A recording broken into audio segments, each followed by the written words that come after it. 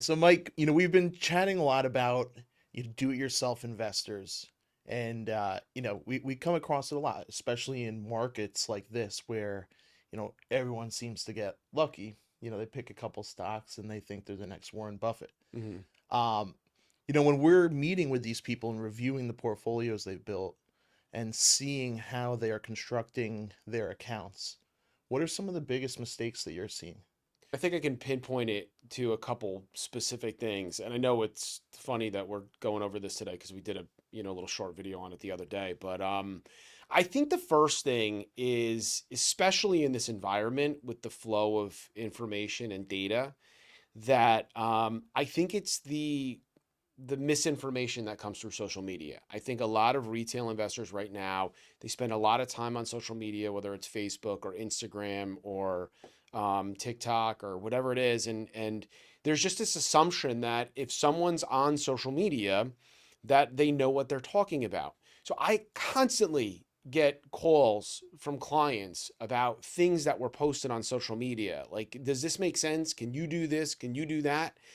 And I will tell you that 99 times out of 100, like the people that are on social media creating content, they're just not in our industry. They just don't do what we do. It's very rare to have this in like a financial planning office. It just doesn't really exist. You got to understand, most of the people that have been doing what we do, they've been doing it for 25, 30, 40 years. Like the last thing they're doing is going on Facebook and posting content. It's a lot of time to set this stuff up.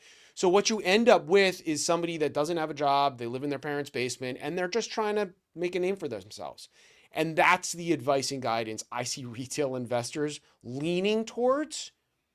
And it's just it's not it doesn't work. So we've got unqualified people giving unqualified opinions on the internet, Yeah. and we see it every day, Yeah. every day. So what's another one? I think, and it kind of goes in hand with the first one because it's almost amplifying itself right now. Is I think it's like that recency bias that we talk about all the time, like those chasing of those returns.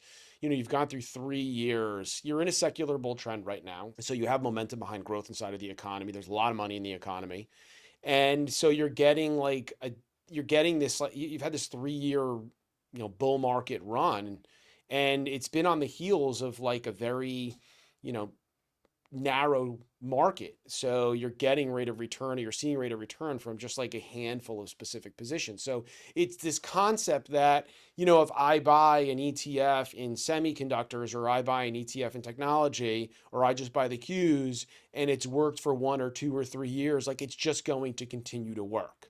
And I think that is also what's kind of amplifying what's happening on social media because all of these people that are now spewing this content, they believe they're like you said, Warren Buffett or Jesse Livermore, like they're the neck. It's them, like they figured it out. They somehow cracked the code, right?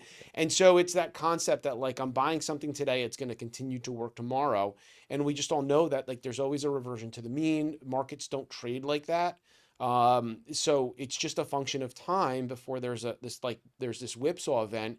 And what ends up happening with these individuals is that as they continue to overweight the sectors and the subsectors that are doing the best inside of the market and the economy, that becomes such a big part of their portfolio just because it's what we call asset creep, right? If I have $100 and I have $50 in one and $50 in another, and that's my asset allocation, and one goes up 20% and the other one doesn't go anywhere, I've made money, right? I went from 100 to 120, but at the end of the day, or 100 to 110, so I made 10%, but at the end of the day what happens is now that one position, right, is now worth 60 and the one's 50. So it's become a larger part of the portfolio. If that happens over 3 or 4 years, you have a very, very big issue where you're overweighting something that once it has a reversion to the mean, you're going to have a problem. Mm-hmm. So I think it's that recency bias, that chasing of the rate of return, that is another big issue we see with retail investors.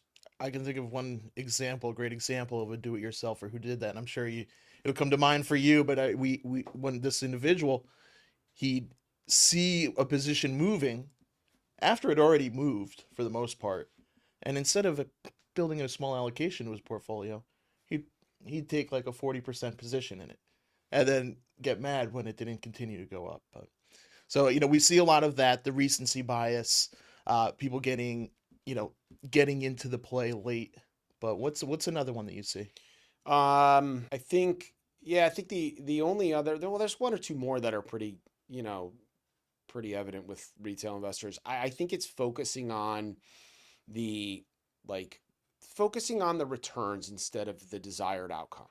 So you're spending so much time like focusing on like the rate of return and not focusing on the purpose of the wealth. It's like going to like a blackjack table, right? And just, people lose, but they're just there's no end game to that, right? And that's why. Sure. It's like they sit at a table with their bucket of money, and it's not like they're like, oh, I have $1,000. I really only need to get to 1250, and then I can leave, right? It's just like I have 1,000, I have 1,100, I have 1,500, and then I have zero, right? There's no end game to retail investors. So, they just focus on rate of return. And a lot of time what that does is they end up taking too much risk but they don't need to. So if they look at the desired outcome instead, right? Like, oh, I have to send my child to college. Like, what's it going to cost in 12 years? So what's the rate of return I need to get by saving today to get to this? Sure. Then you can kind of back into the asset allocation. And guess what? You had 3 great years in the market. Maybe you hit that number already. Why are we doing more, right? Like, check the box, move on to the next. So that's something I constantly see. Yeah. I think it's a big part of the planning process we go through is, how can we get to these goals while taking on as little risk as possible? Because Yeah. we see that all the time where it's like, you know, you don't want to get greedy. You don't want to get greedy in a market like we've seen. You got to take some chips off the table and be strategic about it. Yeah, and it's funny because that actually exactly what you're saying goes to probably like the end of this thing, right? Where the last thing that I see that's the biggest issue is they don't have a plan. Hmm. None of them have a plan. I have yet to have a retail investor who comes to us, who starts to actually work with us. They move their money to us, they transfer their accounts. Not one of these people know what their desired outcome should be.